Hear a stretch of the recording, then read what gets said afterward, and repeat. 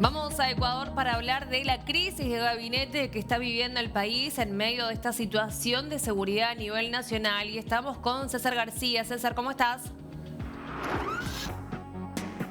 Bien, gracias, Maga. Me acompaña Andrés Vázquez, analista político, con quien vamos a dialogar de este tema central que va en sintonía con la ola de violencia que soporta el país, más de 1000 muertos en estos 2 primeros meses y aún no termina febrero, a la par los resultados electorales y, por cierto, los correctivos que comienza a adoptar el gobierno nacional en este que viene a constituir su primer gabinete de crisis real, muy integral. Lo vamos a dialogar con Andrés. Gracias por este espacio, Andrés. Bueno, primero, Noboa no había remozado su gabinete, al menos como lo está haciendo ahora. En estas áreas, sobre todo el Ministerio del Interior y el Ministerio de Finanzas, ¿tú piensas que son dos de las carteras de Estado claves para proyectarse para lo que él busca en primera instancia? Primero una segunda vuelta, ganar, y posteriormente un periodo de 4 años. Muchas gracias, César, por el espacio y un saludo a toda la audiencia.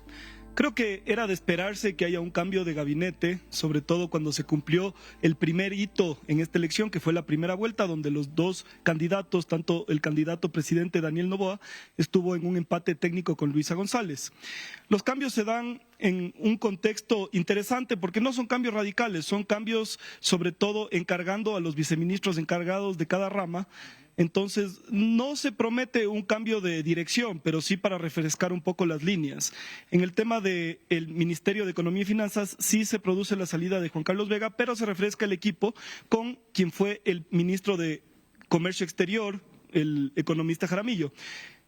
Quien asume en vez de Jaramillo fue justamente su viceministro Sandulvide, y en el MIES sale la ministra Zaida Rovira a reforzar la gobernación de Guayas y asume su viceministro Harold Burbano. Esos fueron los 3 cambios que se produjeron el día jueves, y el día sábado el Ministerio del Interior salió Mónica Palencia, una de las ministras más fuertes del régimen de Daniel Noboa, una de las superministras, y asumió su viceministro.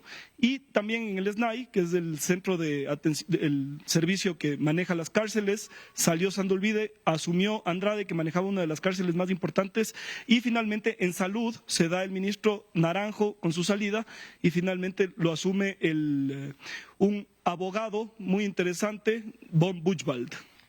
A propósito de esta última parte que tú mencionas, muchos critican el hecho de que un profesional de la rama no esté en ese ministerio. Pone un abogado que ha sido asesor de su confianza. ¿Cuál es la lectura que está teniendo Noboa en ese sentido?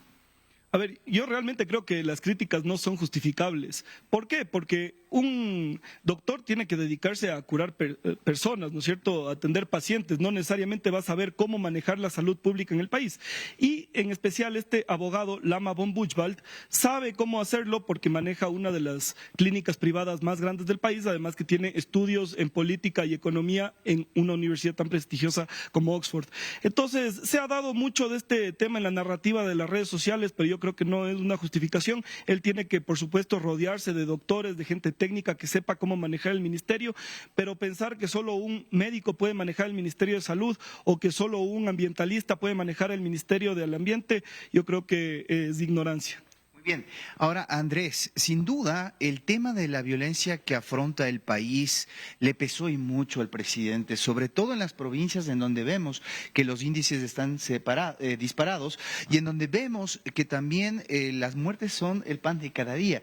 En ese sentido, el que entre Fausto Buenaño, un general de los oficiales más destacados, podría tener un giro en la gestión para tener mejores resultados y que eso sirva no solo en el tema electoral, sino en lo que realmente quiere el país, que es que la seguridad vuelva y que esta ola de violencia se frene. Todo es perfectible, todo es mejorable. Seguramente el general Buenaño, ahora como ministro, podrá ejecutar un trabajo más satisfactorio que Mónica Palencia, pero no hay que olvidarse, Mónica Palencia logró bajar en un gran porcentaje las muertes violentas en comparación con el 2023. Esta ola se produce en toda Latinoamérica. Ustedes tienen, por ejemplo, países como Chile, que era muy seguro, temas como Colombia se ha disparado, Costa Rica, Perú, Paraguay. Es decir, este es un problema regional y la ministra Palencia logró bajar la segunda tasa más alta de la región, o redujo la tasa de homicidios como la segunda líder de la región.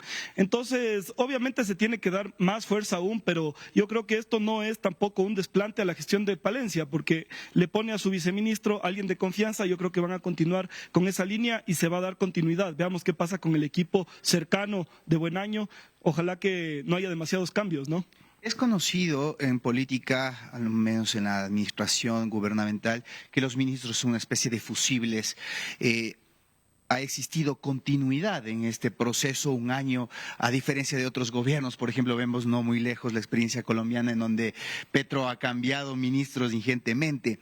¿Esto a qué obedece? ¿Qué estilo de política trata de imprimir el presidente al mantener esta estabilidad, esta lealtad, pero por otra parte ahora fijarse en este nuevo momento que está viviendo el país? A ver, yo creo que después de una primera vuelta y sobre todo una vuelta tan peleada, polarizada, la gente, tanto electores como detractores, querían ver cambios en el gabinete. Esto es una manera para dar ese favor a sus seguidores, a sus opositores, pero también manejar una línea clara y refrescar dentro de sus propias líneas. Es decir, no está trayendo un político de otra contienda, no está trayendo gente de Pachacutic para ganarse la vuelta en la elección. Entonces yo creo que este es un cambio inteligente del presidente Noboa. Ojalá que tenga la expectativa que él está pensando, que dé un golpe en el tablero electoral, ¿no? Finalmente se mantiene el Ministerio de Gobierno con el ministro de la Gasca. Fundamental poder tender puentes, lograr alianzas de cara a esta segunda vuelta. ¿Él será el encargado de ese tema o piensas que es un momento en el cual también todos los ministros son agentes políticos que pueden en cada una de sus ramas buscar esas alianzas? Esta segunda vuelta tiene que estar protagonizada por la gestión del gobierno. Tiene que demostrar que cada una de las ramas está cumpliendo, tanto por ejemplo el MIES, que es el Ministerio de Inclusión Económica, con el bono social, con el tema de ancianos, con el tema de niños, es decir, salud, que tenga siempre medicinas, atención al público. En general, tiene que mostrarse en todo, pero el ministro de Gobierno será el encargado de conversar con diferentes facciones, tal vez no con Leonidas Diza, que se ha mostrado reacio a dar el apoyo a Daniel Noboa, pero sí el apoyo, por ejemplo, de Lourdes Tibán, con quien ya se reunió la anterior semana, y otros líderes indígenas que serán fundamental para darle la vuelta en esta segunda vuelta electoral, porque esos son los votos que más peleados están. Gracias, ahí tienen el análisis de Andrés Vascon. Es muy vinculado el tema de la violencia que vive el país con la política y obviamente en los resultados, además en las proyecciones para esta segunda vuelta. Gabinete de crisis acá en el Ecuador, que seguramente continuará. Se están analizando algunas otras carteras de Estado. Tenemos cambios importantes, como lo ha señalado nuestro invitado, en la cartera del Interior, que es una de las fundamentales en economía, sí, también en la cartera de salud y por ende quienes salieron de producción, que fueron los que asumieron la cartera de economía en este caso, Maga. Bien, César, vamos a seguir analizando este tema y esto cómo va a impactar, ¿no?, en la ciudadanía a lo largo de estos días. Enseguida regresamos.